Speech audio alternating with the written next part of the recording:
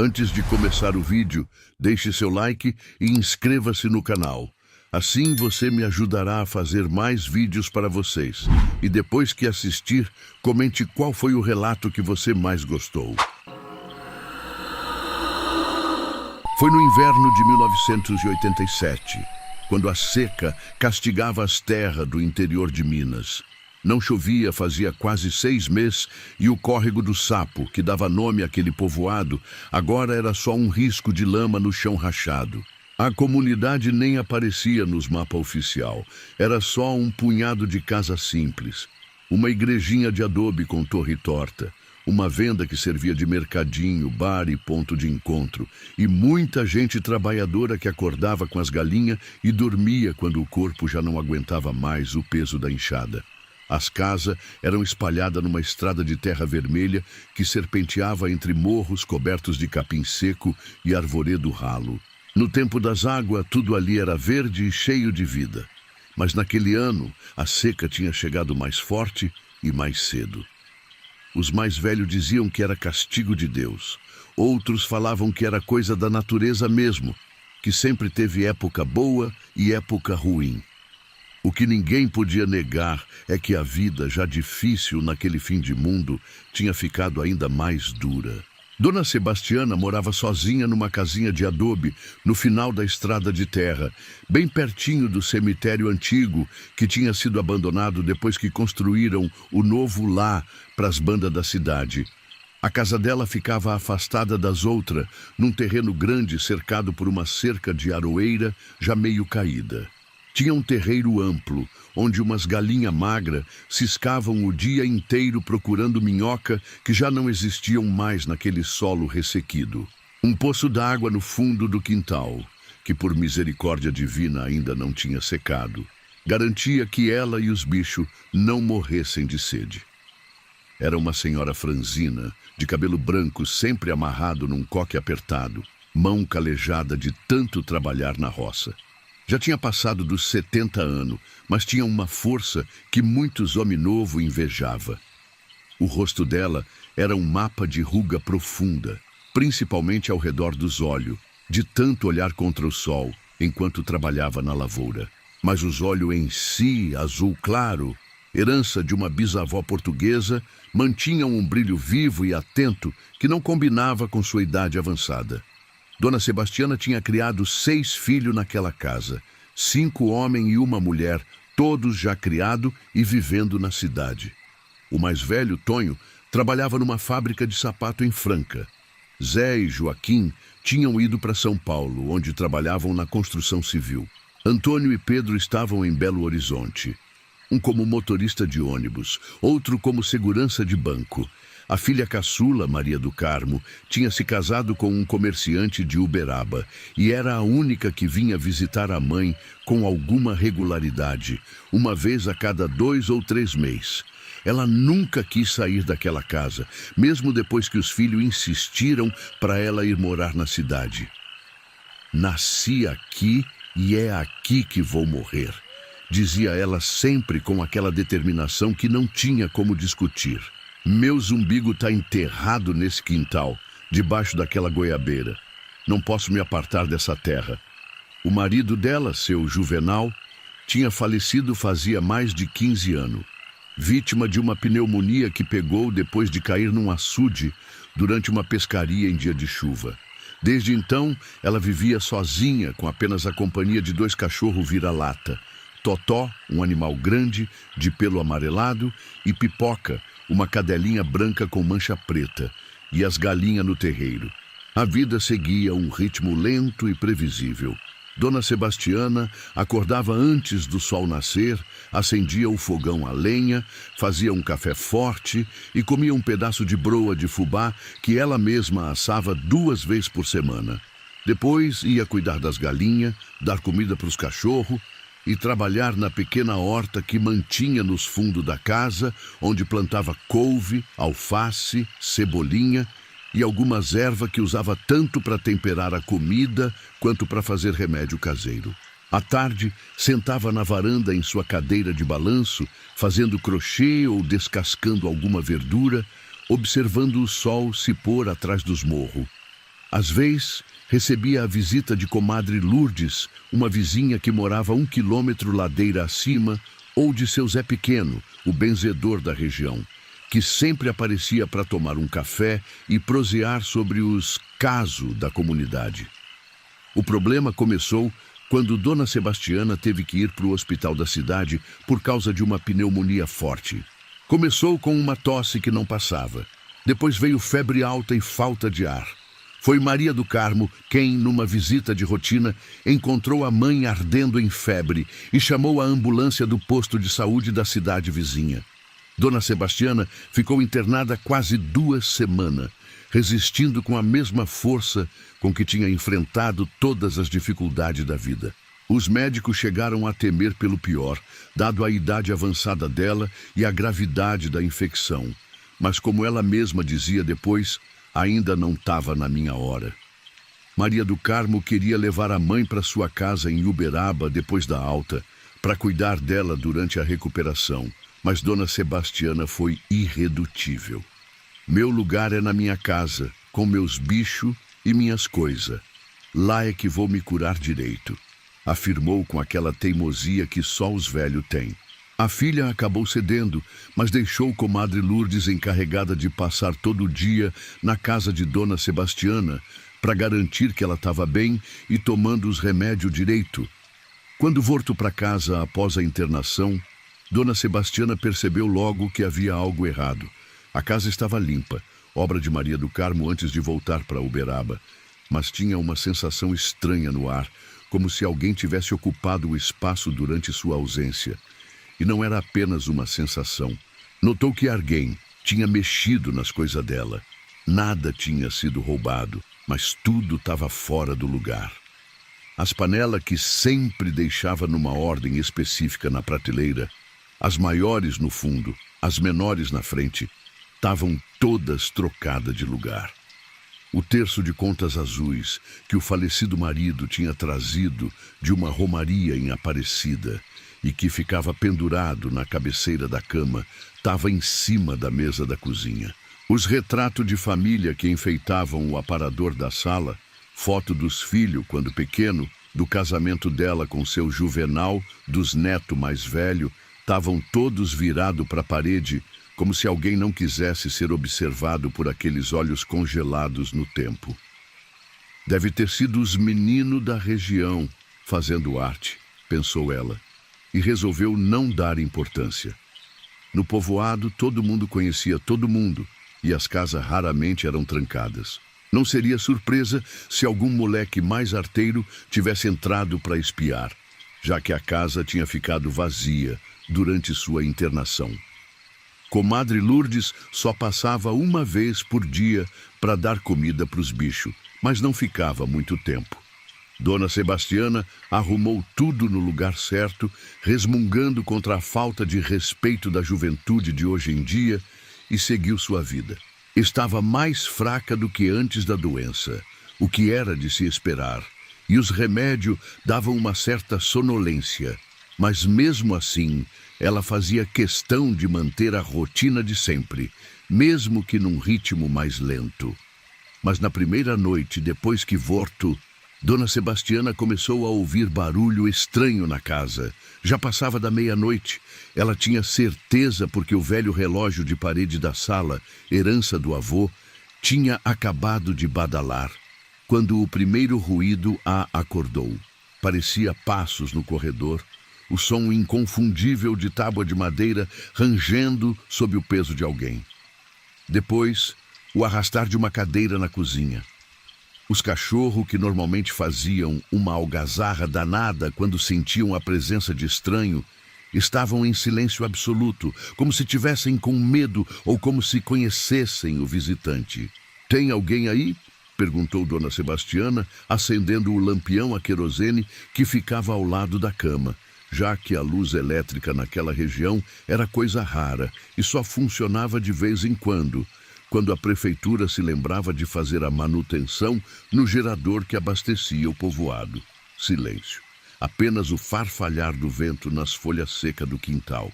Ela levantou, pegou um pedaço de pau que sempre deixava perto da cama para se defender, Nunca se sabe quando vai precisar, costumava dizer, e foi verificar.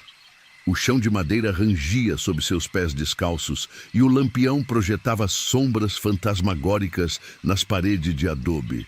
Não encontrou ninguém na sala, nem no pequeno corredor que levava aos 2 quartos da casa. Mas quando chegou na cozinha, sentiu um arrepio percorrer sua espinha. A cadeira da mesa, aquela que era do seu falecido marido e na qual ninguém mais sentava desde a morte dele, tinha sido arrastada para o meio do cômodo, bem embaixo do lampião de teto que ela nunca usava por economia de querosene. Dona Sebastiana não era mulher de ter medo à toa. Tinha enfrentado muita dificuldade na vida, incluindo uma enchente que quase levou sua casa quando os filhos ainda eram pequenos, e a morte precoce do marido, que a deixou sozinha para terminar de criar a prole. Colocou a cadeira de volta no lugar, rezou um Pai Nosso e uma Ave Maria e voltou para a cama. Amanhã vou pedir para o seu Zé Pequeno benzer a casa, pensou antes de adormecer novamente, atribuindo os barulhos estranhos a algum animal que devia ter entrado na casa. Talvez um gambá ou um rato, ou mesmo a própria fraqueza depois da doença, que podia estar causando alucinações. Na manhã seguinte, quando foi dar comida para os cachorros, encontrou os dois encolhidos debaixo do jiral, onde guardava lenha, tremendo como se tivessem sido surrados. Nem quiseram sair para comer. Ela teve que deixar as tigelas de comida perto deles. Os bichos, que sempre foram valentes, principalmente Totó, que costumava enfrentar até onça que descia do morro em tempo de seca, agora pareciam 2 filhotes assustados. Mais tarde naquela manhã, comadre Lourdes apareceu para ver como Dona Sebastiana estava se recuperando. Quando a amiga contou sobre os barulhos da noite e o comportamento estranho dos cachorros, comadre Lourdes fez o sinal da cruz e disse que ia chamar seu Zé Pequeno para dar uma olhada na casa. Quando a gente fica doente, fica fraco não só no corpo, mas também na aura, explicou comadre Lourdes, que além de parteira, era também entendida de coisa do invisível, como chamava. Aí os espíritos ruins aproveitam para se aproximar. É bom benzer a casa e a senhora também, só para garantir. Seu Zé Pequeno, o benzedor da região, veio na mesma tarde. Era um homem velho, talvez até mais velho que Dona Sebastiana, negro, de cabelo branco cortado rente ao crânio e barba rala no queixo. Conhecedor das rezas forte e dos mistérios do invisível, era respeitado por todos no córrego do Sapo e até nas comunidades vizinhas. Andava sempre com uma bengala de madeira entalhada, com símbolo que ninguém conseguia decifrar, e carregava uma bolsa de couro onde guardava seus instrumentos de trabalho. Ramo de arruda, água benta, vela, imagem de santo e outros objetos que usava em seus benzimentos e cura. Seu Zé Pequeno andou pela casa toda, jogando água benta nos cantos e murmurando oração em voz baixa. Às vezes, parava e fechava os olhos, como se estivesse escutando algo que mais ninguém conseguia ouvir. Quando chegou no quarto de Dona Sebastiana, parou de repente. Seu rosto, já enrugado pelos anos, ficou ainda mais sério, e seus olhos se arregalaram como se tivesse visto algo terrível. A senhora recebeu visita enquanto estava no hospital, disse ele com voz grave. Visita? Que visita? Perguntou Dona Sebastiana, sentindo um frio na boca do estômago. Alguém que não é desse mundo, respondeu o benzedor, fazendo o sinal da cruz. E pelo jeito, não foi embora. Seu Zé Pequeno explicou que quando uma casa fica vazia por muito tempo, às vezes, coisa do outro lado aproveitam para entrar. E se gostam do lugar, decidem ficar. São como visita que não sabem a hora de ir embora. Mas minha casa só ficou vazia por 2 semanas, protestou Dona Sebastiana, que não queria acreditar que sua casa, seu refúgio de tantos anos, pudesse estar sendo ocupada por algo sobrenatural. Para nós é pouco tempo, para eles é uma eternidade, respondeu o velho, com um olhar distante que parecia enxergar além das paredes daquela casa simples. E tem outra coisa. O que veio para cá não veio por acaso. Veio porque tem assunto com a senhora ou com essa casa. Ele fez mais algumas rezas, acendeu uma vela em cada cômodo da casa e deixou uma garrafa com água benta que tinha preparado especialmente com erva colhida na lua cheia e benta na igreja da cidade. Orientou Dona Sebastiana a jogar um pouco dessa água nos cantos da casa toda noite antes de dormir, especialmente embaixo da cama e perto da janela e porta. Também deu para ela um terço benzido que, segundo ele, ia ajudar a proteger durante a noite. Se a coisa aparecer de novo, disse ele antes de sair, não mostre medo. Medo é o que eles mais gostam de sentir. Pergunte o que quer, mas não prometa nada. Não faça acordo nenhum. Dona Sebastiana agradeceu e ficou observando o velho benzedor se afastar pelo caminho de terra, sua silhueta magra recortada contra o céu alaranjado do entardecer. Dentro dela, misturavam-se sentimentos contraditórios. Parte queria acreditar que era tudo bobagem, que os barulhos tinham sido só fruto da imaginação de uma veia doente. Outra parte, porém, lembrava dos retratos virados para a parede, da cadeira no meio da cozinha e dos cachorros tremendo de medo debaixo do giral. Por 3 dias, nada aconteceu.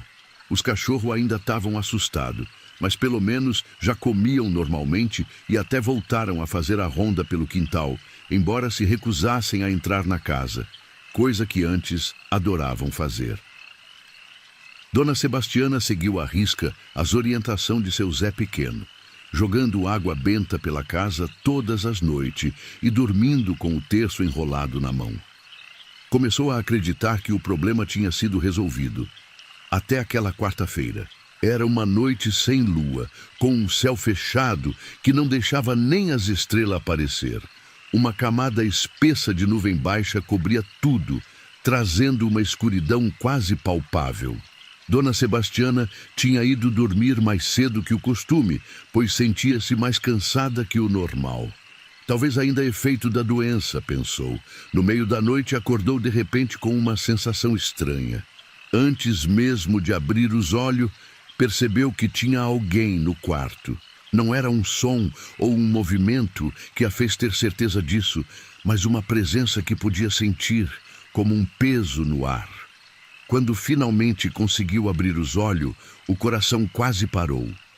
Havia alguém sentado na beira da sua cama. Podia ver a silhueta escura contra a janela. Podia sentir o peso afundando o colchão de palha. Não era uma impressão, era real. "Quem está aí?" perguntou, com o coração disparado, apertando o terço na mão direita com tanta força que as contas machucavam sua palma. Ninguém respondeu, mas o peso continuou lá, imóvel. E agora Dona Sebastiana sentia um cheiro forte no ar, um odor que não pertencia à sua casa limpa. Era um cheiro de terra molhada misturado com flores mortas, como se estivesse num velório ou num cemitério após a chuva. Tentou acender o lampião com as mãos trêmulas, mas ele caiu no chão, quebrando o vidro e apagando a pequena chama que mal tinha começado a iluminar o ambiente. No escuro, ouviu uma respiração. Não era uma respiração normal, era ofegante, como se a pessoa tivesse corrido muito ou como se estivesse com dificuldade para respirar.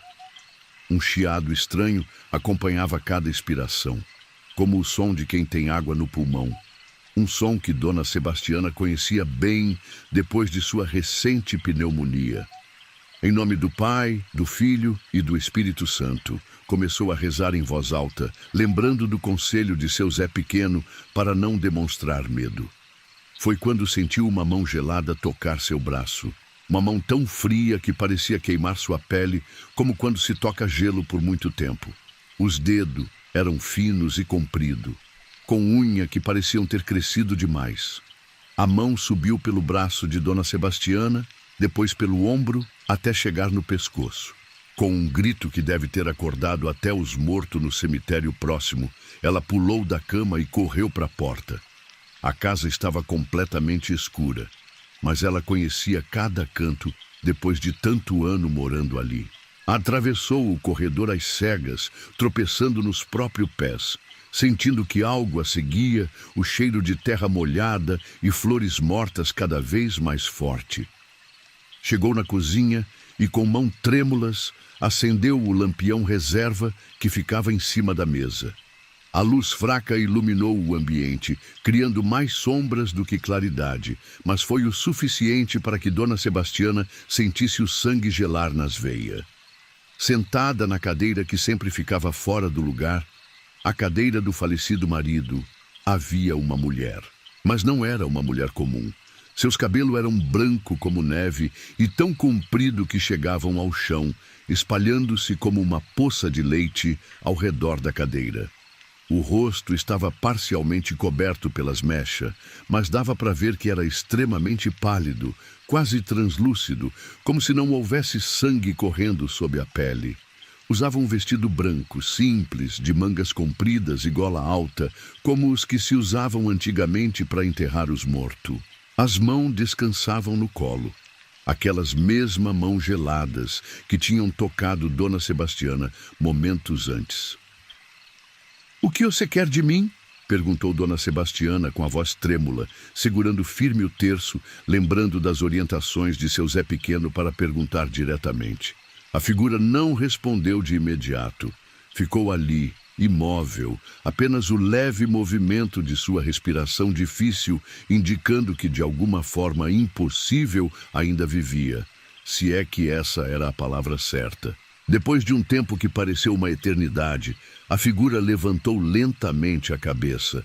Foi quando Dona Sebastiana viu que, onde deveriam estar os olhos, havia apenas duas cavidades escuras e fundas, como se tivessem sido arrancado. Não havia sangue, apenas escuridão.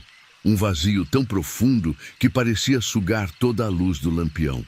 A boca da aparição estava costurada com o que parecia ser uma linha grossa e escura, mas alguns pontos tinham se rompido, deixando à mostra dentes podres e uma língua enegrecida.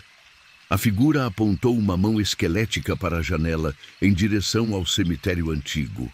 O dedo indicador, mais comprido que o normal, tremia ligeiramente, como se o esforço para manter o braço erguido fosse enorme. Dona Sebastiana seguiu a direção apontada com o olhar, mas não conseguiu ver nada além da escuridão da noite lá fora. Quando voltou os olhos para a aparição, viu que ela tinha se levantado e agora estava a apenas 1 metro de distância, o cheiro de terra e flores mortas tão forte que chegava a dar ânsia de vômito. A figura abriu a boca, rompendo mais alguns dos pontos que a mantinham fechada, num grito silencioso que fez o lampião piscar e quase apagar. Por um momento, Dona Sebastiana pensou ter visto algo se mexendo dentro da boca aberta da aparição, como se vermes se contorcessem em sua garganta. No instante seguinte, como se nunca tivesse existido, a figura desapareceu, deixando apenas o cheiro persistente de terra molhada e flores mortas. Dona Sebastiana caiu de joelho no chão da cozinha, tremendo incontrolavelmente, o terço ainda apertado em sua mão com tanta força que chegou a sangrar. Começou a rezar todas as orações que conhecia, uma atrás da outra, sem parar, até que sua voz ficou rouca. Não conseguiu se mover dali, não teve coragem de voltar para o quarto. Ficou sentada no chão da cozinha, encostada numa parede, rezando e esperando o sol nascer. Lá fora, os cachorros uivavam de um jeito que nunca tinham feito antes. Um som triste e arrepiante que parecia lamentar não só o acontecido daquela noite, mas todas as tristezas do mundo. Assim que amanheceu, Dona Sebastiana lavou o rosto com água do poço, vestiu sua roupa mais limpa, a que usava para ir à missa na cidade uma vez por mês, e foi direto para a casa de seu Zé Pequeno. Encontrou o velho benzedor alimentando suas galinhas no quintal. Bastou olhar para a cara dela para ele saber que algo sério tinha acontecido. "Ela avorto, não foi?" perguntou ele, levando Dona Sebastiana para dentro de sua casa simples, mas muito limpa e organizada. Dona Sebastiana contou tudo nos mínimos detalhes. O peso na cama, a mão gelada, A mulher na cozinha com os olhos arrancados e a boca costurada, o dedo apontando para o cemitério. Seu Zé Pequeno ouviu tudo em silêncio, balançando a cabeça ocasionalmente, como se confirmasse algo que já sabia. Ela está pedindo ajuda, disse ele finalmente, depois que Dona Sebastiana terminou seu relato. Ajuda? Como vou ajudar alguém que já morreu? Perguntou Dona Sebastiana, confusa e ainda assustada. Tem alma que fica presa nesse mundo quando tem assunto inacabado, explicou o benzedor, acendendo seu cachimbo de barro e soprando uma nuvem de fumaça perfumada. Alguém coisa que não foi resolvida em vida precisa ser resolvida depois da morte para que a alma possa seguir viagem. E o que ela quer de mim? Nem sei quem é. A senhora não sabe, mas a casa sabe, respondeu seu Zé Pequeno enigmaticamente.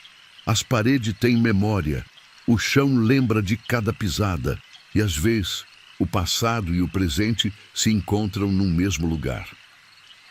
Naquela mesma tarde, seu Zé Pequeno e Dona Sebastiana foram até o cemitério abandonado. Não era um lugar grande, o Córrego do Sapo sempre foi um povoado pequeno, mas estava em péssimo estado de conservação.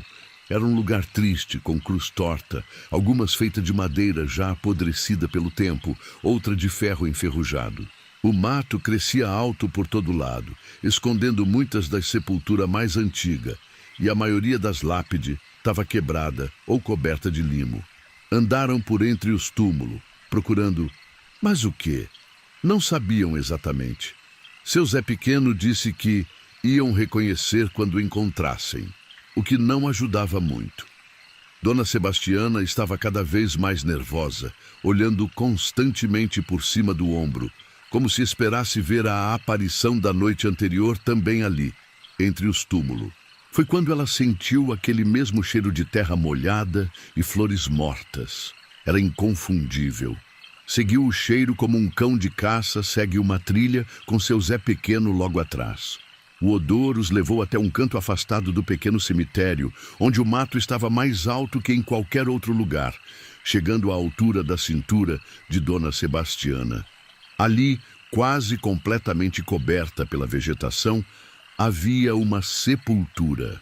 Diferente da maioria no cemitério, não tinha cruz, apenas uma lápide de pedra rachada ao meio. O mato tinha crescido por cima de parte da lápide, mas ainda dava para ler parte do nome. Maria das Dores, completou seu Zé Pequeno, que conhecia todas as famílias antigas da região. Seu rosto ficou ainda mais sério, quase preocupado. Lembro dela. Morreu faz mais de 50 anos.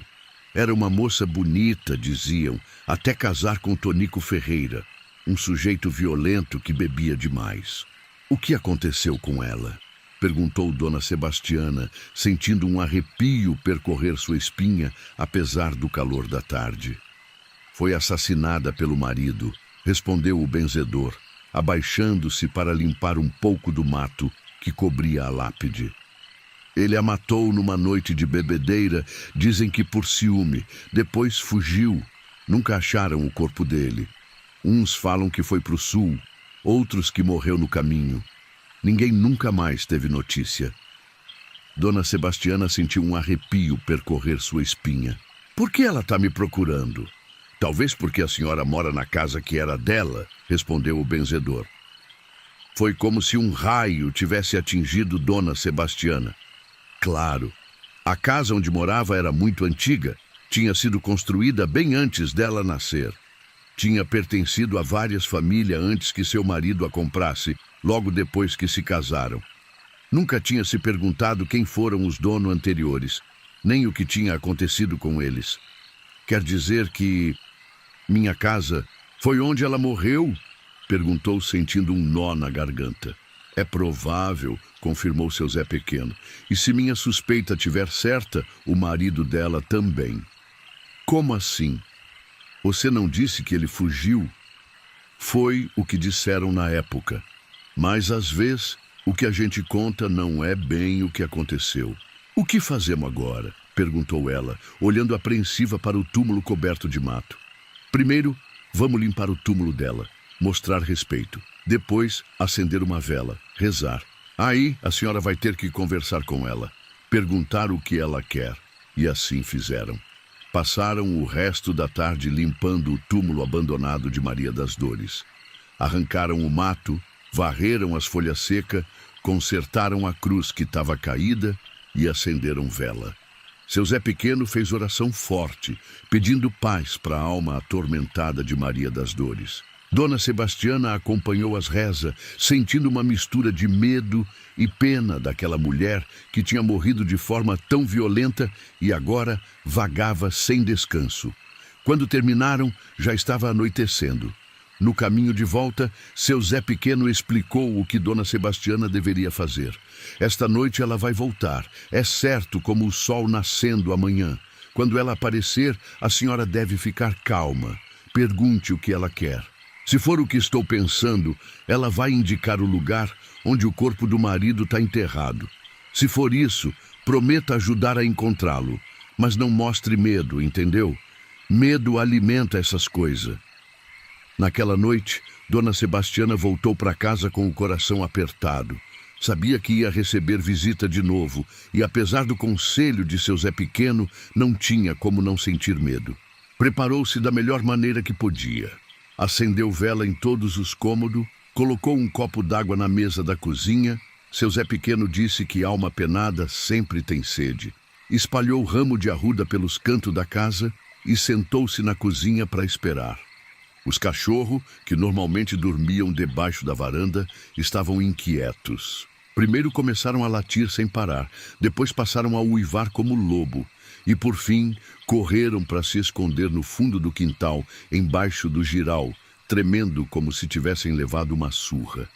Pontualmente à meia-noite, os cachorros começaram a uivar de um jeito que fazia gelar o sangue, um som tão triste e assustador que nem parecia vir de animal, mas sim de alguma criatura das profundezas. Logo depois, aquele cheiro familiar invadiu a casa, terra molhada e flores mortas. Dona Sebastiana, sentada na cozinha com o terço nas mãos, viu quando a água no copo começou a agitar, como se estivesse fervendo, mesmo estando fria ao toque. E então ela apareceu.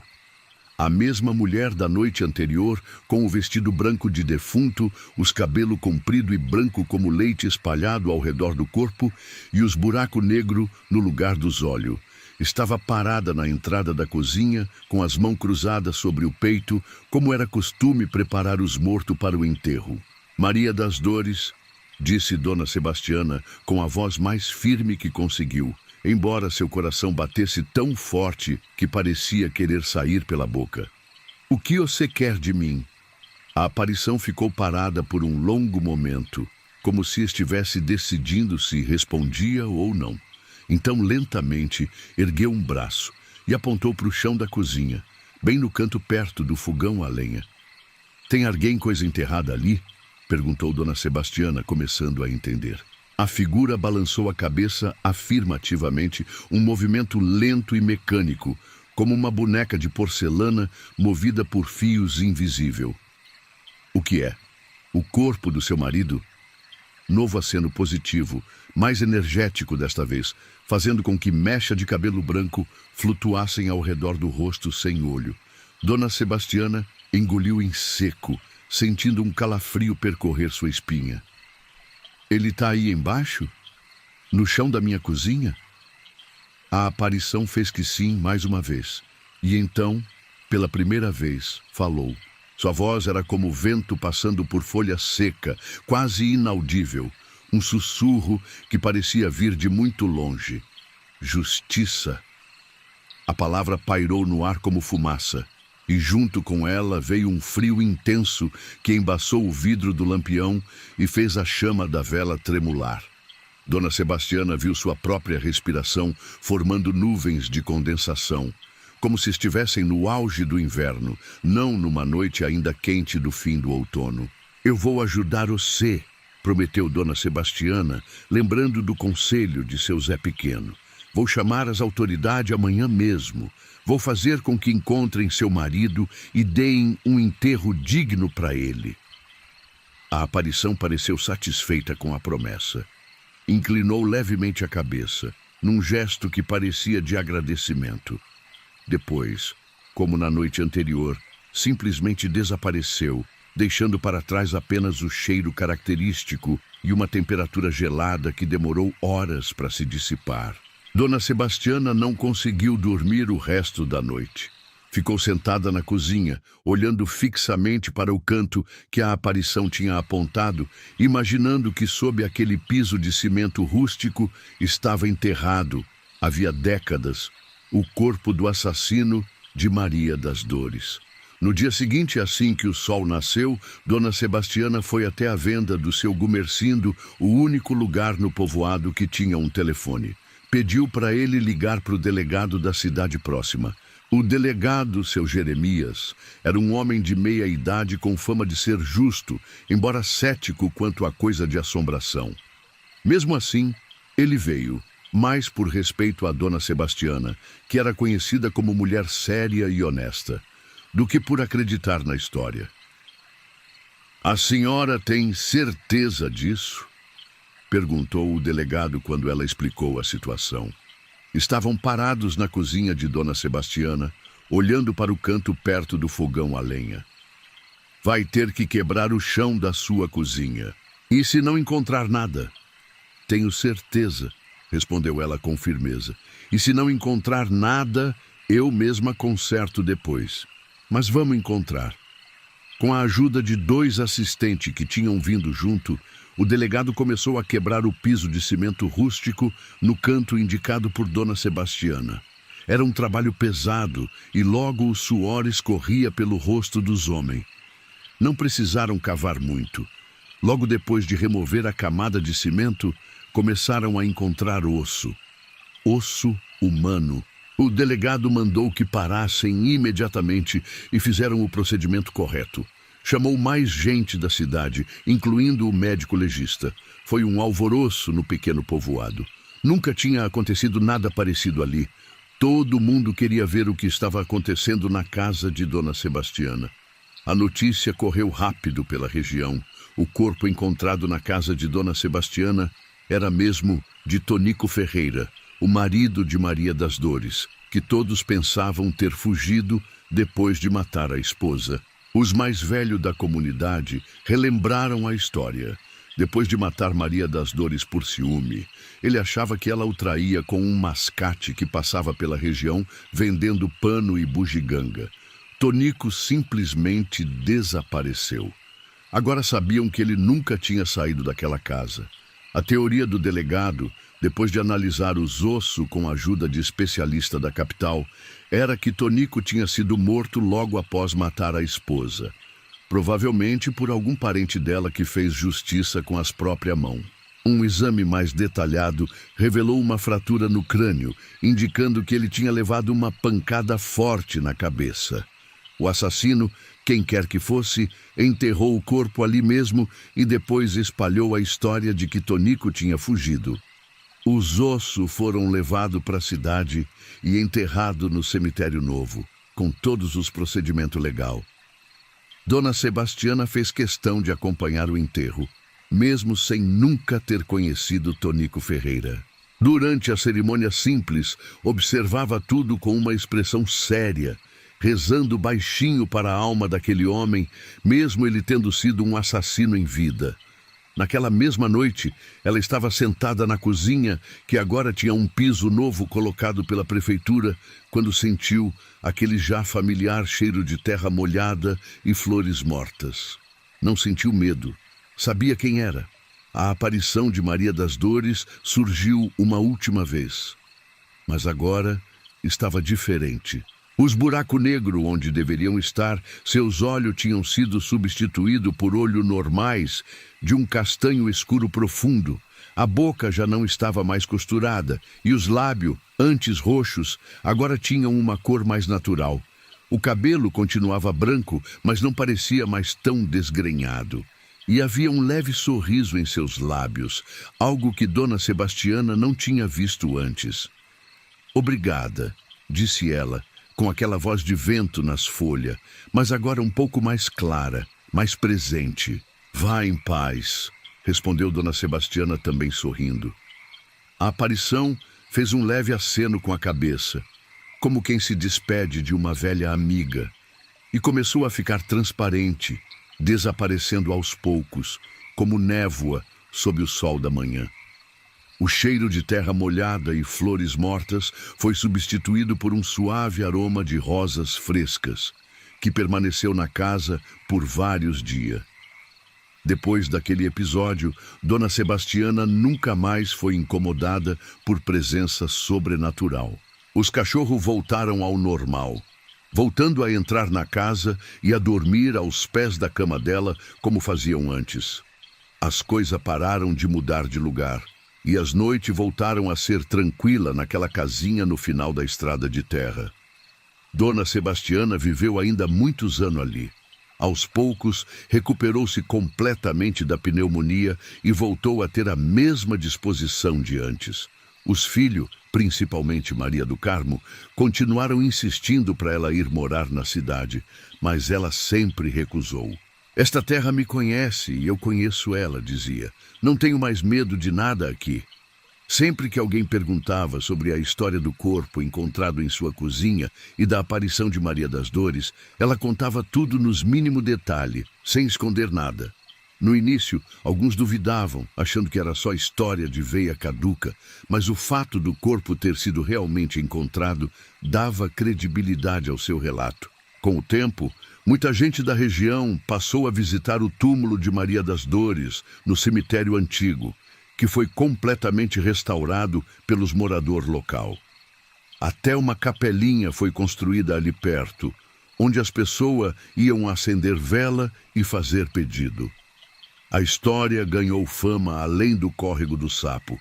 Gente de cidade vizinha vinha especialmente para conhecer Dona Sebastiana e ouvir o causo diretamente dela. Jornalista de um jornal da capital até apareceram uma vez para fazer uma reportagem, mas ela recusou. Não quero aparecer em jornal, disse. Só quero que a história de Maria das Dores não seja esquecida. Anos depois, quando Dona Sebastiana já estava beirando os 90 anos, mas ainda lúcida e ativa, o antigo delegado Jeremias, já aposentado, veio visitá-la. Depois de tomar um café e relembrar o caso, ele confessou algo que nunca tinha dito a ninguém. Sabe, Dona Sebastiana, sempre fui homem de ciência, não acreditava nessas coisas de assombração. Mas naquela noite, depois que levamos o corpo de Tonico Ferreira, eu voltei aqui sozinho para buscar uma pasta que tinha esquecido. Quando entrei, vi uma mulher de vestido branco parada na sua cozinha. Pensei que fosse a senhora, mas quando ela se virou, não tinha olho, só 2 buracos escuros. Dona Sebastiana sorriu, sem surpresa. Era ela se despedindo. Dizem que, até hoje, quem passa pela estrada perto da casa de Dona Sebastiana, que já faleceu há anos, mas cuja casa foi preservada pelos filhos como uma espécie de memorial, à meia-noite, principalmente nas noites sem lua, às vezes vê uma mulher de vestido branco caminhando em direção ao cemitério. Ela nunca olha para ninguém, nunca fala nada, apenas segue seu caminho com passos leves, como se mal tocasse o chão. E quem a vê, sente um perfume suave de rosas no ar. O caso da aparição de Maria das Dores e o corpo encontrado na casa de Dona Sebastiana virou um dos causos mais famosos da região. É contado de geração em geração, em roda de fogueira nas festas juninas ou em noite de blackout, quando a escuridão torna as pessoas mais receptivas às histórias do outro mundo. O próprio delegado Jeremias, que era tão cético, nunca mais duvidou de história de assombração depois daquele dia. Tornou-se mais respeitoso com as crenças populares e, dizem, passou a levar flores regularmente ao túmulo de Maria das Dores até o fim de sua vida. E Dona Sebastiana, sempre que contava essa história, terminava com a mesma frase: os mortos só querem descanso. Às vezes, para isso, precisam da nossa ajuda para fazer a justiça que não conseguiram em vida. É nossa obrigação ajudar, porque um dia também vamos precisar de descanso. No sertão de Goiás, escondido entre morros cobertos de capim dourado e cerrado fechado, o pequeno povoado de Riacho das Pedras vivia em harmonia com o tempo lento do interior. A chuva tinha acabado de cessar naquela primavera de 1976, deixando tudo verdinho e o ar carregado com cheiro de terra molhada e flor do campo. Era um lugar onde todo mundo conhecia todo mundo, onde as portas ficavam destrancadas e onde o maior barulho era o canto dos pássaros e o mugido ocasional de uma vaca. Dona Clotilde era a moradora mais antiga do povoado. Ninguém sabia ao certo a idade dela. Alguns diziam que já tinha passado dos 90, outros achavam que era mais. Mas a própria Clotilde apenas sorria quando perguntavam, mostrando a gengiva onde restava apenas 3 dentes amarelados na frente. Já perdi a conta, respondia com uma voz que lembrava o farfalhar das folhas secas no chão. Ela morava sozinha numa casa de adobe no alto de um morro, de onde dava para ver todo o povoado. Era uma construção antiga, com janela pequena, teto de palha e chão de terra batida. Um caminho de pedra levava da estrada principal até lá em cima, serpenteando entre árvore retorcida e arbusto espinhoso. Poucas pessoas se aventuravam a subir até a casa de Dona Clotilde. Não por causa da dificuldade do caminho, mas por causa das histórias que contavam sobre ela. Diziam que Clotilde era uma curadeira, uma mulher que conhecia o segredo das ervas e sabia fazer garrafada que curava desde dor de dente até mal-olhado. Mas também falavam, em cochichos e sempre olhando por cima do ombro, para ter certeza que ninguém estava escutando, que ela tinha feito pacto com o tinhoso e que nas noites de lua cheia saía pelada para dançar com os demônios no meio do cerrado. A maioria dessas conversas era bobagem, claro. Invenção de gente que não tinha muito o que fazer, além de especular sobre a vida alheia. O que era verdade é que Dona Clotilde conhecia mais sobre as plantas e suas propriedades do que qualquer pessoa num raio de 100 quilômetros. Quando os médicos da cidade grande não conseguiam resolver um problema, era para ela que o povo corria. E ela nunca negava ajuda, mesmo para quem falava mal dela pelas costas. Tudo ia bem no seu ritmo pacato, até o dia em que a família Mendonça chegou em Riacho das Pedras. Vieram da capital, fugindo da agitação da cidade grande, diziam eles. O pai, Euclides Mendonça, tinha comprado uma propriedade que fazia divisa com a de Dona Clotilde. Era um terreno bom, com água abundante e terra fértil. Os antigos donos tinham vendido barato depois que o patriarca da família morreu de modo súbito. Diziam que era mal do coração, mas os mais supersticiosos falavam que era coisa feita, porque o homem nunca tinha tido problema de saúde antes. Os Mendonça, Euclides, a esposa Lourdes e os 2 filhos adolescentes, Marcelo e Sandra, logo se estabeleceram e começaram a preparar a terra para a plantação. Eram gente trabalhadora e logo conquistaram a simpatia dos moradores do povoado. Menos de Dona Clotilde. Desde o primeiro dia, quando os Mendonça chegaram num jipe empoeirado e barulhento, Dona Clotilde observou tudo de sua varanda no alto do morro, balançando a cabeça negativamente. Quando seu Antônio, dono da venda, perguntou o que ela achava dos novos vizinhos, ela apenas respondeu: eles não deviam ter voltado. Ninguém entendeu o que ela quis dizer com aquilo. Voltado de onde? Era a primeira vez que os Mendonça pisavam em Riacho das Pedras, mas logo as pessoas perceberam que Dona Clotilde se recusava a ter qualquer contato com a família recém-chegada. Quando Lourdes Mendonça subiu o morro para se apresentar e levar um bolo de fubá como presente, Dona Clotilde nem abriu a porta, apesar de todo mundo saber que ela estava em casa. 2 semanas depois da chegada dos Mendonça, começaram os acontecimentos estranhos. Primeiro, as galinhas deles amanheceram mortas, todas com o pescoço torcido, formando um círculo perfeito no meio do terreiro. Não faltava nenhuma, então não tinha sido bicho querendo comer, parecia mais um ritual. Deve ter sido raposa, disse seu Antônio quando Euclides comentou o caso na venda. Raposa que coloca as galinhas mortas em círculo? Questionou Euclides, balançando a cabeça. Nunca vi isso. No dia seguinte, o cavalo dos Mendonça, um alazão forte que tinham trazido da capital, apareceu morto no pasto. Não tinha marca nenhuma no corpo, nenhum ferimento visível. Era como se tivesse simplesmente parado de viver. Pode ter sido cobra, sugeriu comadre Josefa, que entendia de bicho peçonhento. Tem umas que a mordida não deixa quase marca. Euclides não parecia convencido, mas aceitou a explicação. O que mais poderia ser? Então veio a primeira noite de lua cheia depois que os Mendonça chegaram.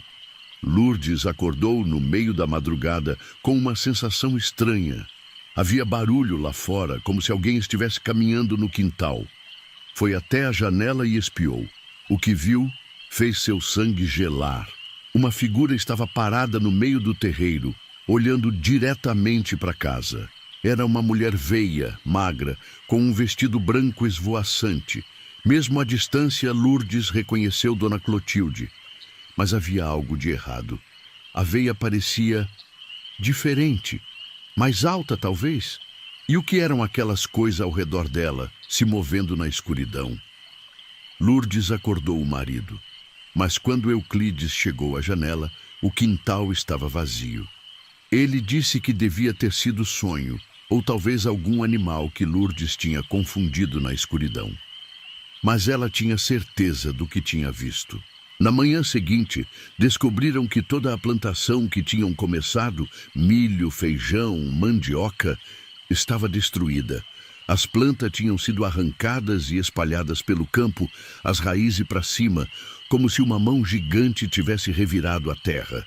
Euclides foi até a delegacia na cidade vizinha registrar uma queixa. O delegado prometeu investigar, mas sem muita convicção. Deve ser vandalismo de moleque, disse ele. Ou talvez alguém que não gostou de vocês comprando aquela terra. Foi quando Sandra, a filha dos Mendonça, começou a se comportar de maneira estranha. A menina, que sempre tinha sido alegre e falante, agora passava horas em silêncio, olhando para o nada. Às vezes, acordava gritando no meio da noite, dizendo que uma veia tinha entrado no quarto dela e ficado parada aos pés da cama, só olhando.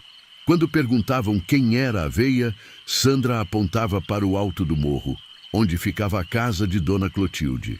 Preocupada com a filha, Lourdes levou a menina para a cidade grande para consultar com um médico. Ele diagnosticou estresse por causa da mudança, receitou uns calmantes e mandou de volta para casa. Mas Sandra não melhorou. Pelo contrário, começou a emagrecer rapidamente, como se alguma coisa estivesse sugando sua energia. Uma noite, Marcelo, o filho mais velho, estava voltando de uma festa na vila quando viu algo que o deixou paralisado de medo. No caminho entre a vila e a fazenda, tinha uma encruzilhada marcada por uma grande figueira. Era um lugar que sempre dava arrepio, mesmo durante o dia. E ali, embaixo da figueira, estava Dona Clotilde, ajoelhada no chão. Marcelo se escondeu atrás de uma moita e ficou observando. A veia parecia estar desenhando algo na terra, com um pedaço de carvão. De vez em quando murmurava palavras que ele não conseguia entender. Ao redor dela, no chão, havia pequenas trouxas de pano amarrada com cordão vermelho. De repente, Dona Clotilde parou o que estava fazendo e virou a cabeça lentamente na direção onde Marcelo estava escondido. Mesmo na escuridão, ele sentiu que ela o enxergava perfeitamente. Um sorriso se formou no rosto enrugado dela, revelando aqueles 3 dentes amarelados na frente.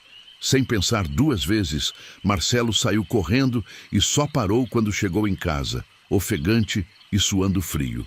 Quando contou para o pai o que tinha visto, Euclides franziu a testa. "Chega", disse ele, batendo o punho na mesa. "Vou acabar com essa história hoje mesmo." Pegou a espingarda que guardava para caçar e saiu em direção à casa de Dona Clotilde, ignorando os apelos da esposa para que não fizesse nada de cabeça quente.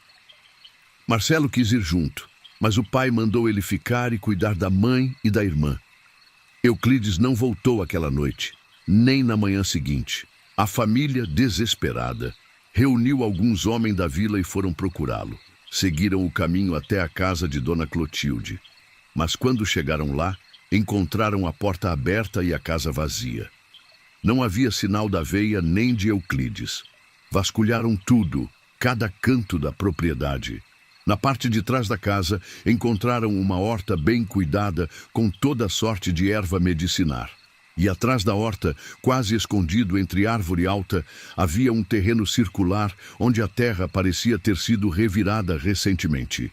Parece que alguém andou cavando aqui, disse um dos homens, enfiando a pá na terra fofa. Não precisaram cavar muito para descobrir o horror que estava enterrado ali. Primeiro surgiram osso humano, depois pedaço de roupa apodrecida. Não era apenas um corpo, mas vários, enterrado ao longo dos anos. Homem, mulher, criança, impossível dizer quantos. O cheiro era terrível, uma mistura de decomposição e algo mais, algo químico. Deus do céu, murmurou seu Antônio, fazendo o sinal da cruz. O que essa mulher andou fazendo aqui?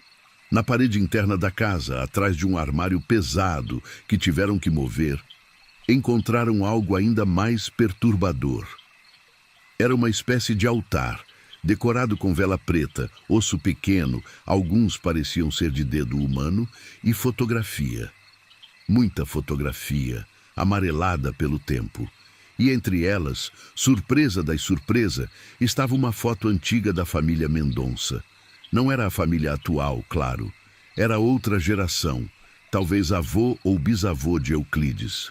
Na foto, um homem de bigode imponente estava ao lado de uma mulher de semblante sério e 3 crianças bem arrumadas. Atrás da foto, uma data, 1902, e os nomes: Família Mendonça, Fazenda Esperança. Fazenda Esperança era o nome antigo dessa propriedade que seu Euclides comprou, explicou seu Antônio, antes de virar Fazenda São Jorge. Enquanto os homens absorviam essa informação chocante, ouviram um grito vindo de fora.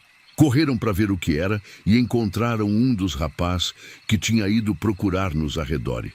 Ele estava pálido e tremia da cabeça aos pés. Achei seu Euclides, gaguejou ele, apontando para a direção do pomar de manga que ficava a uns 200 metros da casa. O que encontraram lá foi uma visão que assombraria seus pesadelos pelo resto da vida. Euclides estava pendurado de cabeça para baixo numa mangueira antiga, amarrado pelos tornozelos. Seu corpo estava completamente exangue, sem uma gota de sangue, branco como papel. E embaixo dele, no chão, havia uma gamela grande de madeira, dessas usada para alimentar porco, cheia até a borda com um líquido vermelho escuro. O sangue dele, murmurou alguém. Ela coletou todo o sangue. Não havia sinal de Dona Clotilde em lugar nenhum. Procuraram por toda parte, no mato, nos arredores, no povoado. Nada. Era como se a terra tivesse engolido ela. Eventualmente, a polícia da capital veio, fez perícia, levou os corpos. A conclusão oficial foi que Dona Clotilde era uma assassina em série que tinha matado dezenas de pessoas ao longo de décadas e que agora tinha fugido. Mas o povo de Riacho das Pedras sabia que a história era mais complicada que isso. Depois de muita conversa e investigação própria, juntando pedaço de história antiga contada pelos mais velhos, descobriram a verdade. Ou pelo menos o que acreditavam ser a verdade. Em 1902, a família Mendonça era uma das mais poderosas da região. Tinham chegado vindo do Nordeste e comprado grandes extensões de terra, incluindo áreas que os moradores local consideravam sagrada. Uma dessas áreas era justamente onde Dona Clotilde morava, um local que os índios da região usavam para rituais muito antes dos brancos chegarem. Segundo as histórias, os Mendonça expulsaram os moradores original dessas terras, usando violência quando necessário. Muitos morreram resistindo, outros foram embora. Entre eles estava uma menina indígena de apenas 10 anos que viu os pais serem assassinados pelos capanga dos Mendonça quando tentaram defender seu pedaço de terra. Essa menina, diziam, jurou vingança. Desapareceu na mata e só voltou muitos anos depois.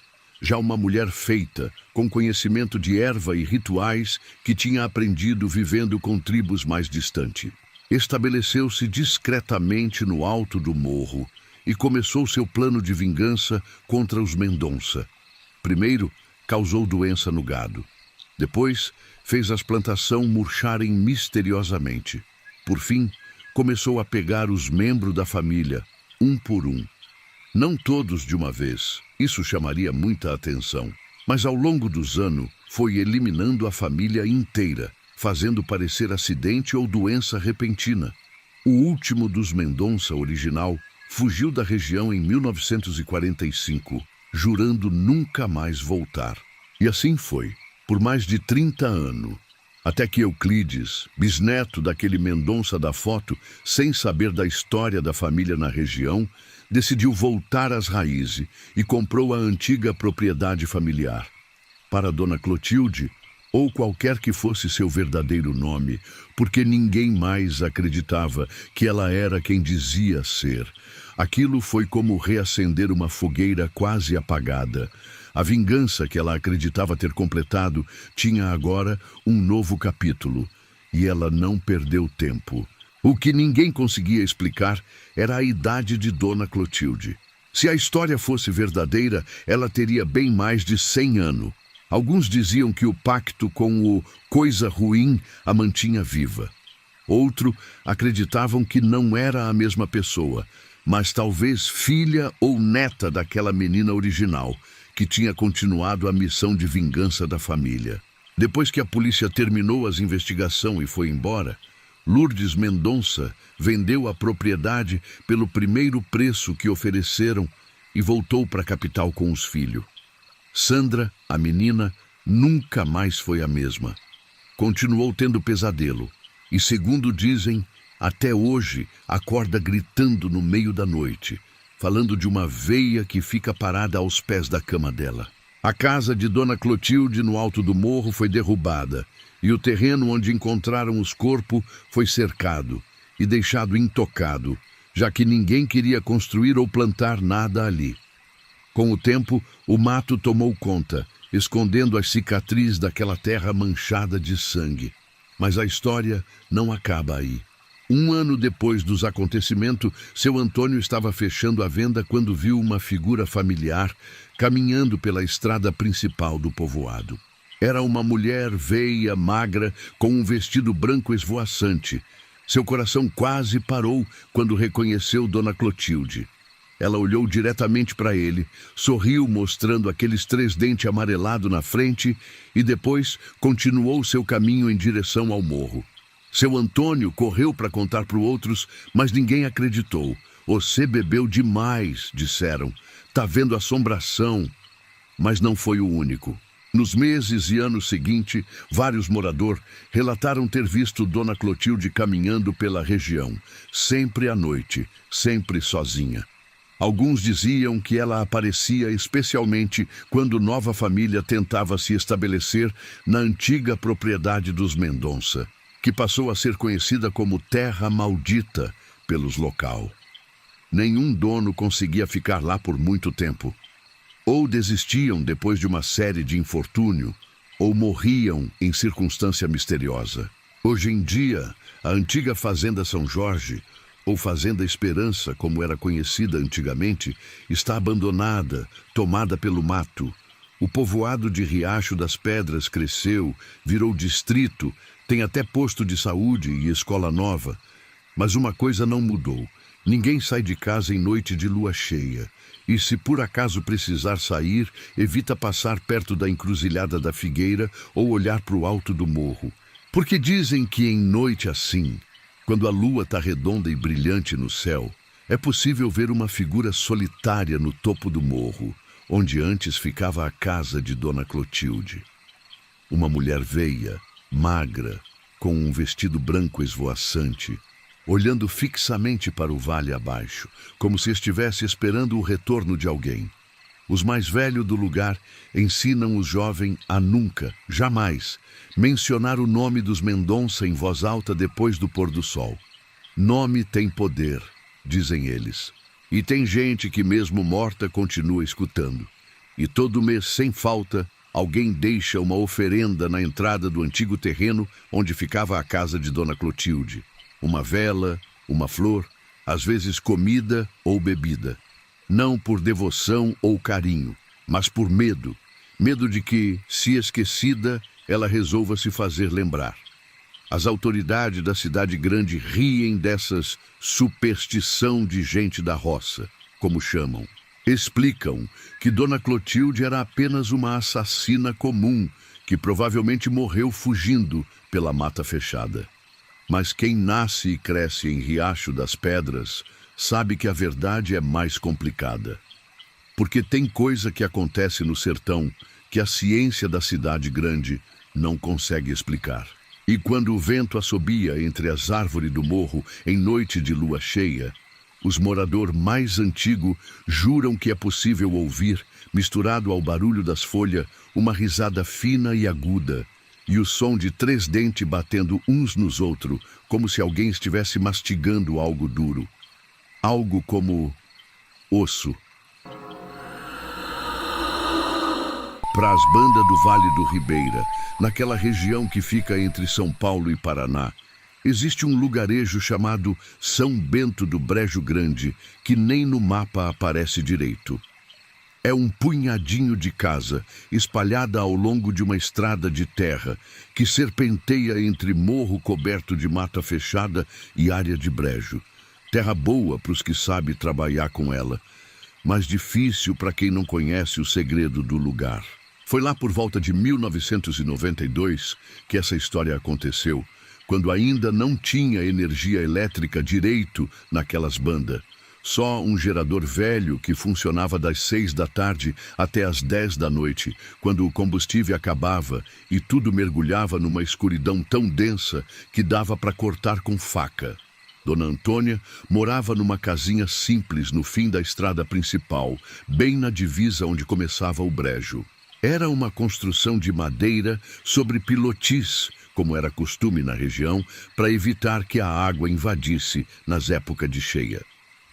A casa tinha 3 cômodos pequenos, um quarto, uma sala que também servia de cozinha e uma despensa nos fundos onde ela guardava as coisas de valor. Um alpendre largo rodeava a frente e um dos lados, onde ela colocava uma cadeira de balanço antiga para contemplar o pôr do sol refletindo nas águas paradas do brejo. Ninguém sabia ao certo a idade de Dona Antônia. Ela mesma dizia ter passado dos 60 faz tempo, mas tinha gente na comunidade que jurava que ela já tinha muito mais. O corpo dela era pequeno e curvado pelo tempo, o rosto marcado por ruga profunda que pareciam contar história sem precisar de palavra. Os olhos, porém, eram o que mais chamava a atenção, verde claro, quase transparente, como água rasa de riacho. Olho que pareciam enxergar além do que os outros conseguiam ver. Dona Antônia vivia sozinha desde que o marido, seu Tibúrcio, tinha desaparecido nas águas do brejo, 15 anos antes. Tinha ido pescar numa noite de lua cheia e nunca mais voltou. Encontraram apenas o barco virado e, preso num galho perto da margem, o chapéu de palha que sempre usava. O corpo nunca apareceu, o que não era incomum. O brejo tinha área tão funda e cheia de vegetação que quando alguém se afogava ali, raramente era encontrado.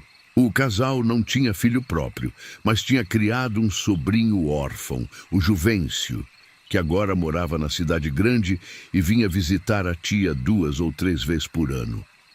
No mais, Dona Antônia se virava sozinha, plantando uma hortinha nos fundos da casa, criando umas galinhas e vendendo erva medicinar que colhia no brejo e na mata. Era conhecida na região inteira por seus remédios caseiros e chá que curavam de tudo, desde dor de cabeça até problema mais sério como reumatismo e pressão alta. O povo respeitava Dona Antônia. Alguns até temiam um pouco. Diziam em cochichos que ela tinha o dom. Sabia coisa que os outros não sabiam. Previa acontecimento. Às vezes parecia conversar com gente que não estava ali. Mas ninguém duvidava que ela era uma boa pessoa. Nunca negou ajuda a ninguém que batesse em sua porta, fosse dia ou noite. A tranquilidade daquele lugar foi quebrada quando começaram as obras da Estrada Nova. O governo tinha decidido construir uma rodovia que ligaria 2 municípios vizinhos, passando bem perto de São Bento do Brejo Grande. A princípio, o povo ficou animado. Estrada significava progresso, facilitaria a vida de todo mundo, mas nem todos compartilhavam desse otimismo. Vão mexer onde não deviam, foi o que Dona Antônia disse quando soube da notícia, balançando a cabeça com preocupação. Tem coisa que é melhor deixar quieta. Ninguém deu muita atenção ao aviso dela na época. Estavam mais interessados nas promessas de emprego e melhoria que a obra traria. E, de fato, logo chegaram os engenheiros, os equipamentos pesados, os trabalhadores de fora. O povoado quieto, de repente, fervilhava de atividade. Um acampamento foi montado para abrigar os trabalhadores da construção. A maioria gente de fora que não conhecia os costumes nem as histórias local. Entre eles estava o engenheiro-chefe, Dr. Maurício, um homem de uns 40 anos, de São Paulo, que comandava a obra com eficiência, mas pouco tato para lidar com os moradores do lugar. Os problemas começaram quando as máquinas chegaram na área do brejo.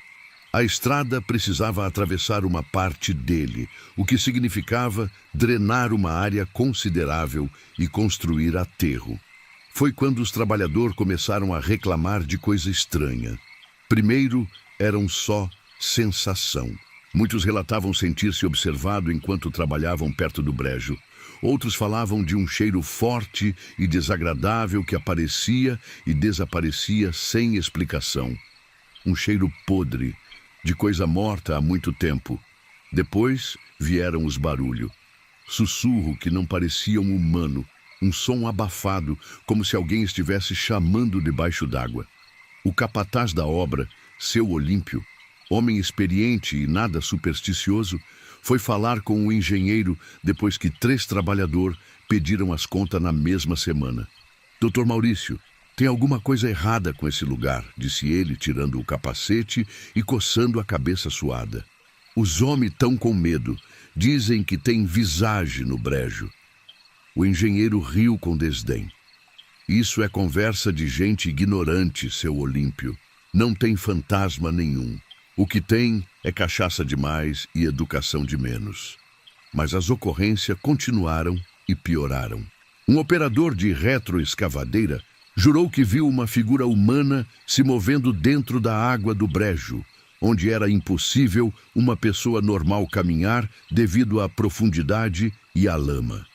Outro trabalhador abandonou seu posto no meio do expediente, tremendo e balbuciando sobre vozes que tinham chamado seu nome, convidando-o a entrar na água. A situação chegou ao ápice quando um dos trabalhadores, Zé Pequeno, desapareceu. Tinha ido trabalhar normalmente numa manhã de terça-feira e na hora do almoço ninguém conseguiu encontrá-lo. Procuraram por toda parte.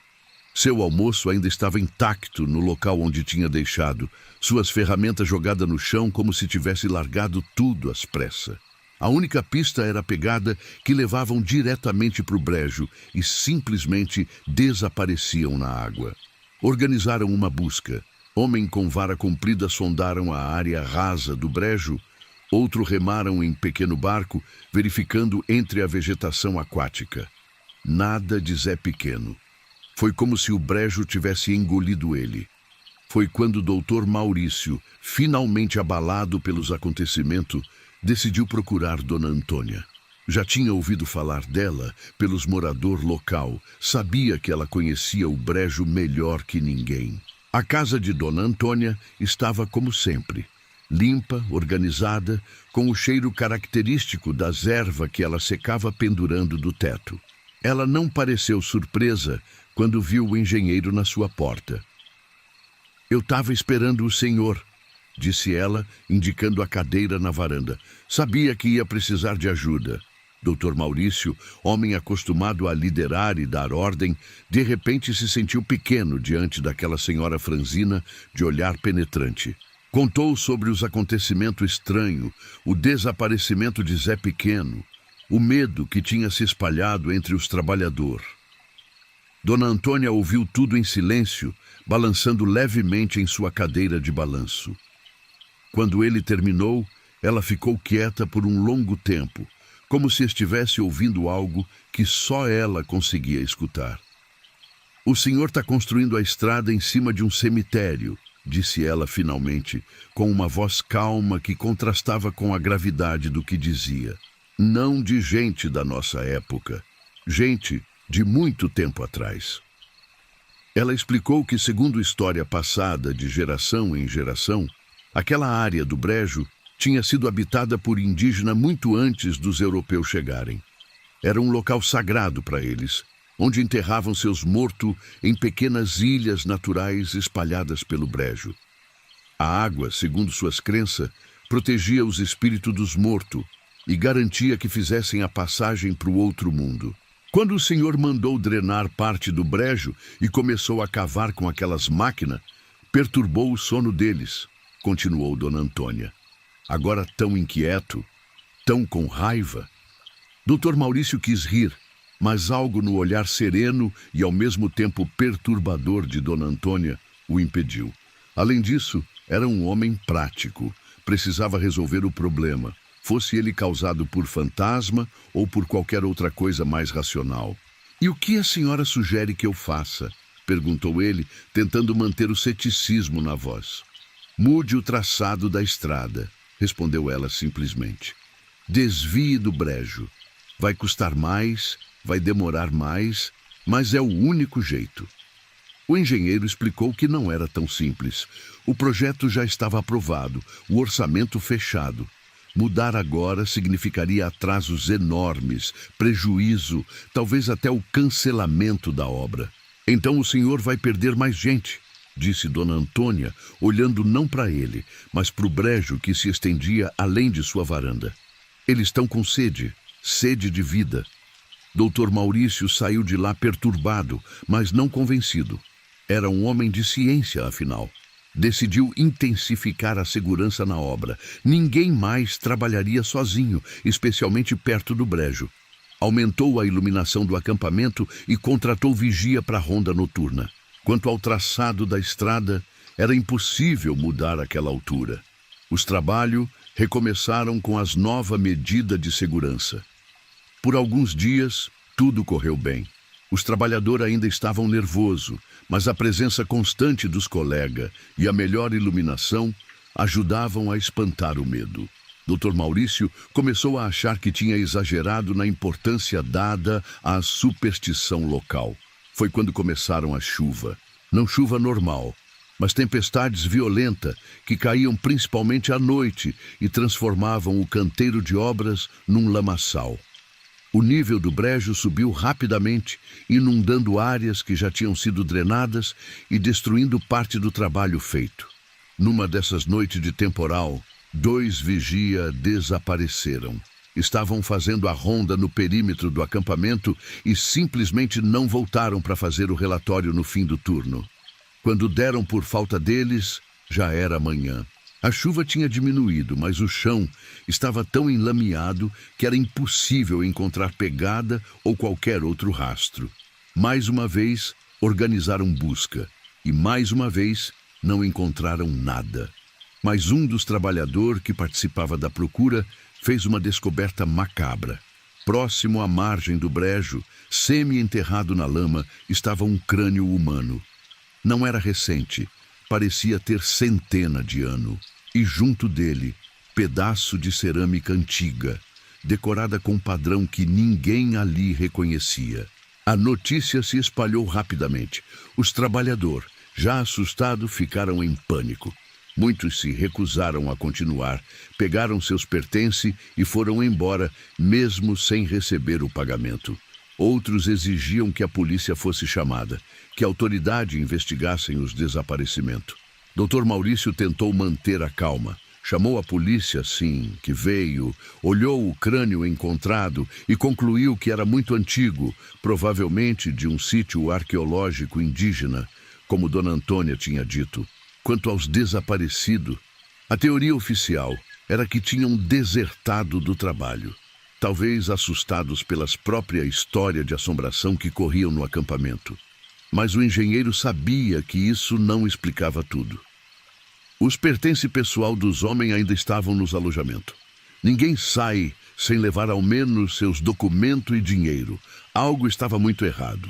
Naquela noite, incapaz de dormir apesar do cansaço, Dr. Maurício ficou sentado na varanda do escritório improvisado, olhando para o brejo iluminado pela lua cheia que ocasionalmente aparecia entre as nuvens carregadas. Foi quando ouviu. No início, era apenas um sussurro, quase imperceptível. Podia ser só o vento nas folhas de tábua e no junco do brejo, mas foi aumentando gradualmente até se tornar distinto. Vozes, dezenas, talvez centenas de vozes, falando numa língua que ele não conhecia. Não vinham de lugar nenhum em específico. Pareciam vir de todo o brejo, como se a própria água estivesse falando. Dr. Maurício sentiu o cabelo da nuca se arrepiarem. Nunca tinha acreditado em nada sobrenatural, mas o que estava ouvindo desafiava qualquer explicação racional. As vozes pareciam chamá-lo, convidá-lo a se aproximar da água. E sem perceber direito o que estava fazendo, ele se viu levantando e caminhando em direção ao brejo. Foi quando uma mão firme segurou seu braço. Virou-se sobressaltado e viu Dona Antônia parada ao seu lado.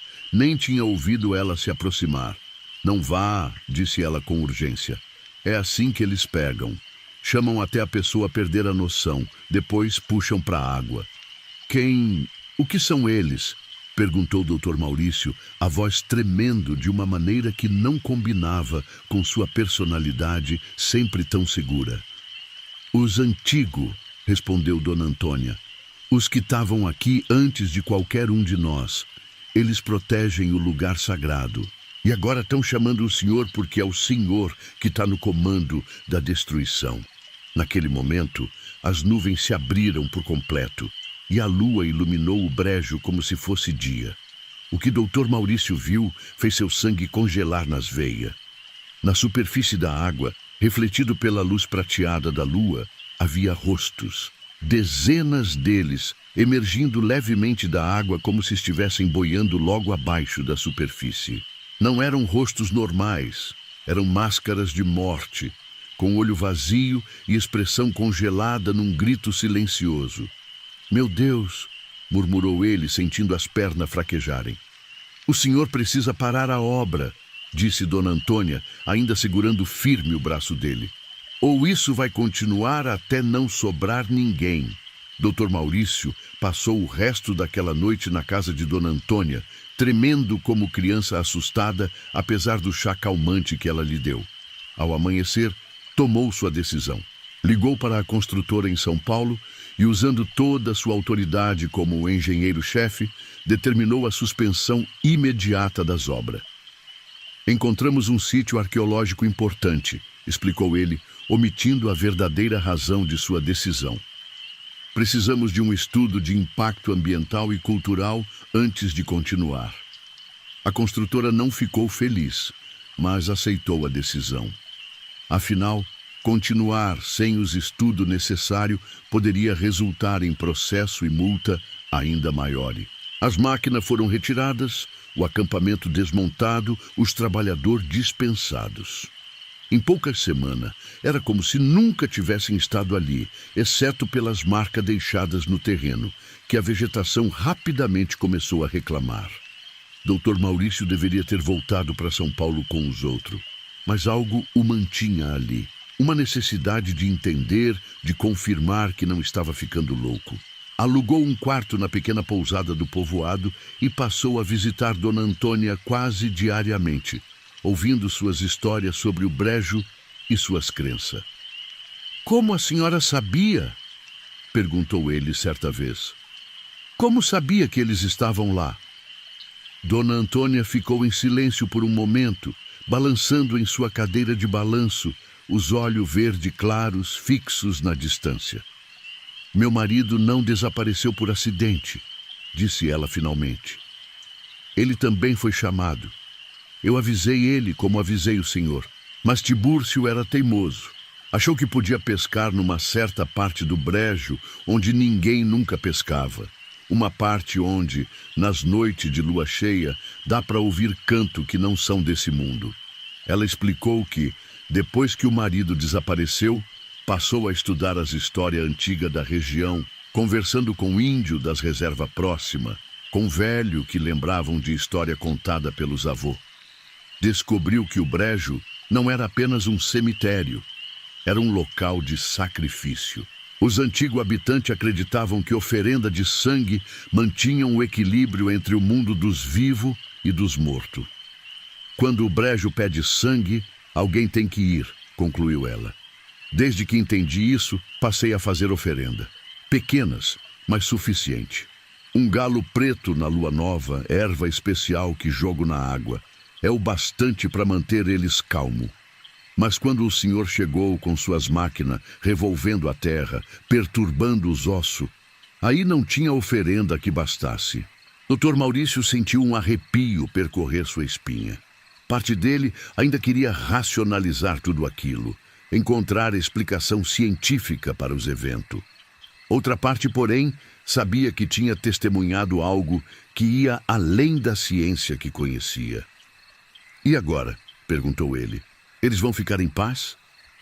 Por enquanto, respondeu Dona Antônia. Mas o senhor perturbou o que estava quieto há muito tempo. Vai demorar até as águas se acalmarem de novo. Dr. Maurício acabou ficando mais tempo que o planejado em São Bento do Brejo Grande. Algo naquele lugar, naquela história, na própria Dona Antônia, o fascinava e assustava ao mesmo tempo. Começou a ajudá-la em pequena tarefa, consertando o telhado que gotejava, reforçando as pilotis da casa.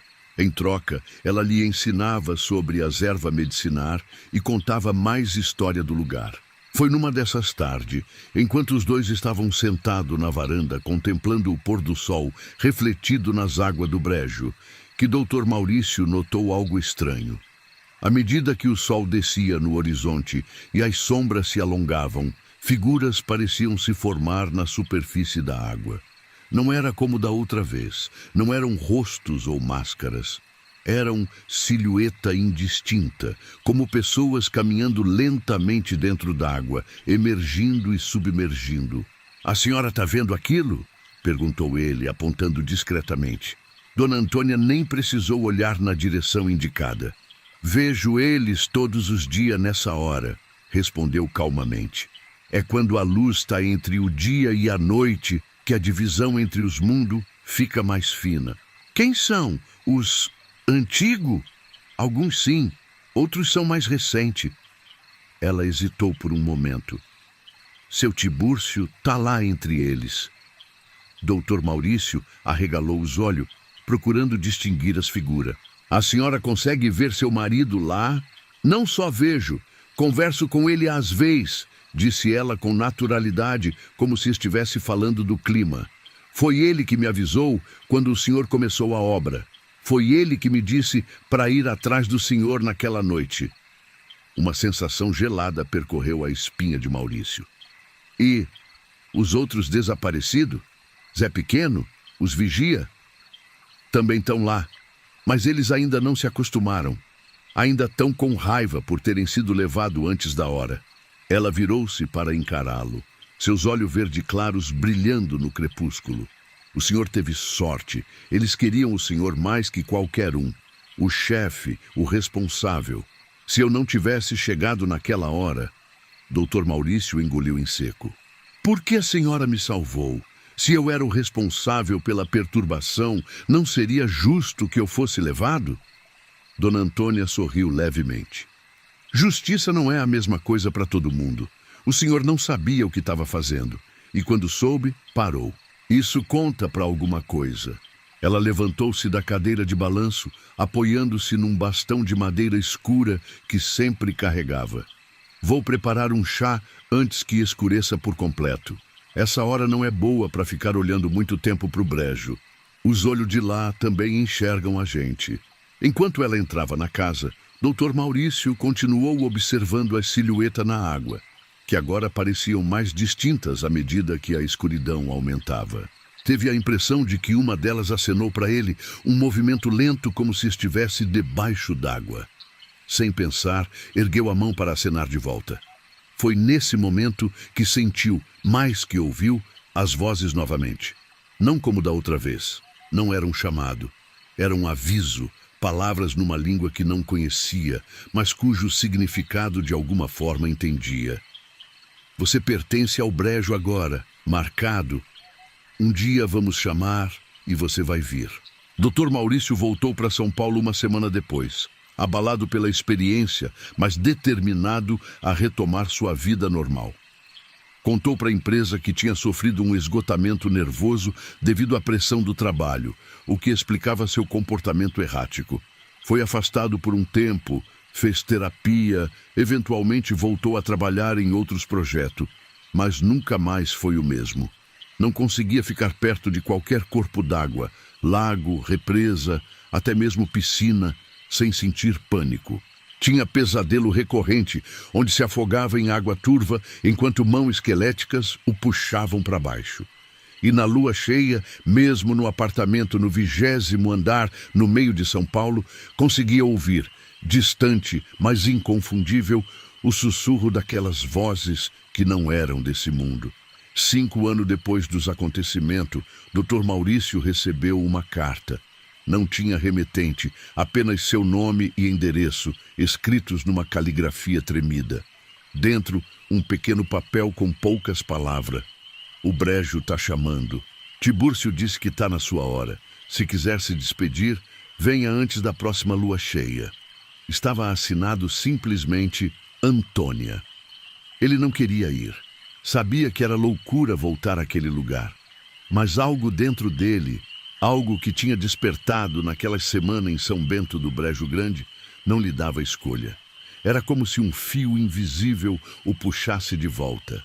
Chegou ao povoado num entardecer de céu limpo. Muita coisa tinha mudado.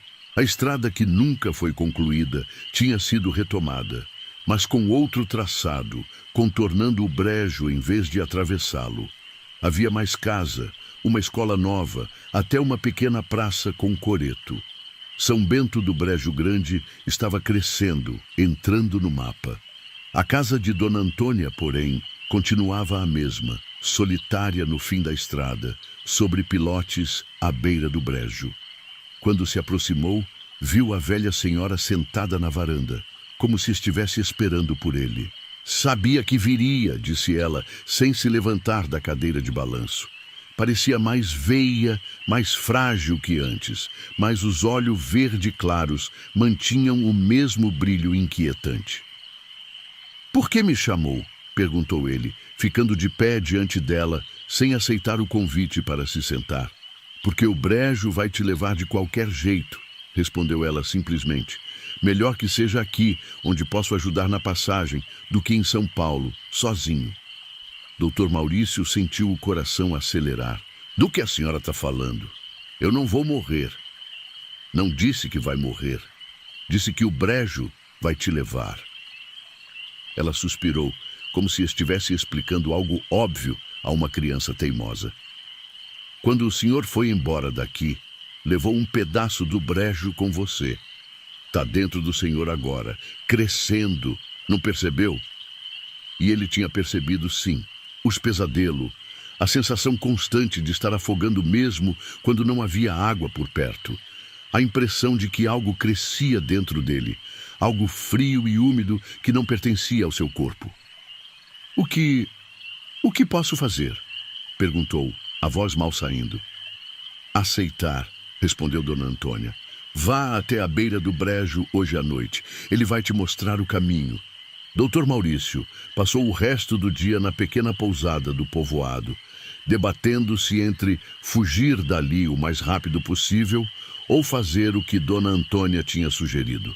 No fim, quando a noite caiu e a lua começou a surgir no horizonte, ele se viu caminhando em direção ao brejo, como se seus pés tivessem vontade própria. A lua refletia nas águas escuras, criando um caminho prateado que parecia convidá-lo a seguir. E à medida que se aproximava da margem, as vozes começaram novamente. Aquele sussurro numa língua desconhecida que de alguma forma conseguia entender.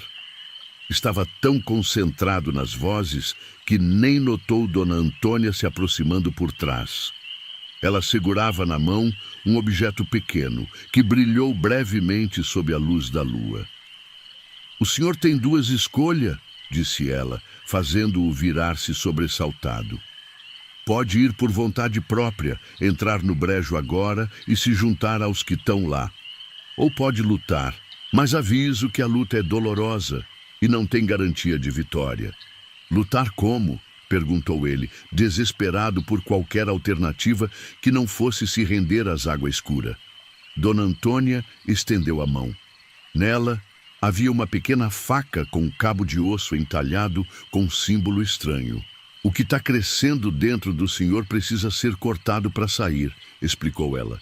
"É como um tumor, mas não é doença que médico conhece. É um pedaço do brejo, um filamento que liga o senhor a ele." Dr. Maurício sentiu o estômago revirar só de pensar em se cortar. "Não existe outro jeito? Algum remédio, alguma reza?" Dona Antônia balançou a cabeça negativamente. "Quando o brejo marca alguém, só tem esses dois caminhos: ir ou lutar." Ele olhou para a faca, depois para as águas escuras do brejo, onde agora podia ver aquelas silhuetas se movendo lentamente, como numa dança subaquática. Uma delas parecia mais próxima da margem, como se estivesse esperando especialmente por ele. "Se eu for, o que acontece? O senhor não morre, não do jeito que as pessoas pensam", respondeu Dona Antônia. "Passa a fazer parte do brejo, a viver entre os dois mundos. É uma existência diferente, nem boa nem má, apenas é." Dr. Maurício estendeu a mão trêmula e pegou a faca. "E se eu lutar? Vai doer, vai sangrar, e o senhor vai ter que encontrar o que cresceu dentro do senhor e cortar. Se conseguir, vai se libertar. Se não..." Ela olhou significativamente para o brejo. Ele olhou mais uma vez para as águas, para a silhueta que pareciam cada vez mais nítidas sob a luz da lua. Por um momento, pensou ter reconhecido um dos vigia desaparecido. E logo depois, Zé Pequeno, acenando lentamente para ele. Foi quando tomou sua decisão. O que aconteceu depois, poucos sabem ao certo. Alguns moradores relataram ter ouvido gritos vindo da direção do brejo naquela noite. Outros disseram que viram luzes estranhas dançando sobre a água. De manhã, encontraram Dona Antônia sentada em sua varanda como sempre, olhando para o brejo com seus olhos verde claros insondáveis. De Dr. Maurício nunca mais se teve notícia. Sua família em São Paulo registrou seu desaparecimento.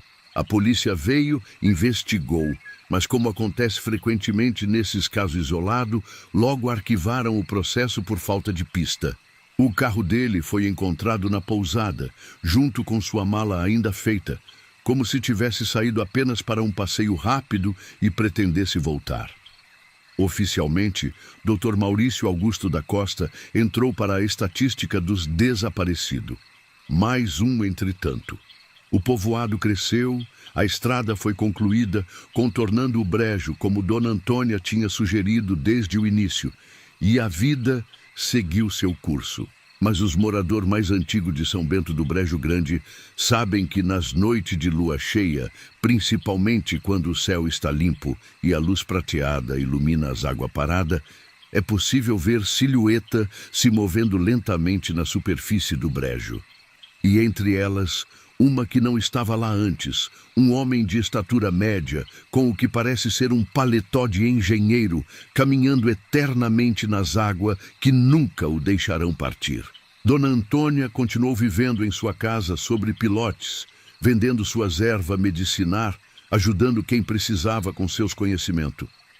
Dizem que quando a idade finalmente a venceu, muitos anos depois, não foi encontrado corpo para enterrar.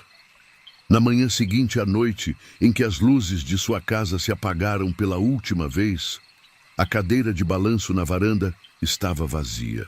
Mas à noite, quando a lua ilumina o brejo, os pescadores que ainda têm coragem de se aventurar por aquelas bandas juram que, entre a silhueta que dançam lentamente na água, é possível ver uma senhora pequena e curvada, de olho verde claros como água rasa de riacho, finalmente reunida com seu Tibúrcio depois de tanto tempo separados. E os mais sábios do lugar sabem que, quando você passa perto do brejo e sente aquele arrepio repentino, quando ouve um sussurro que não consegue entender completamente, é melhor seguir seu caminho sem olhar para trás.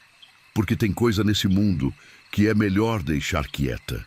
Tem segredo que a água guarda e não gosta de revelar. E tem chamado que, se você atender, não tem mais volta.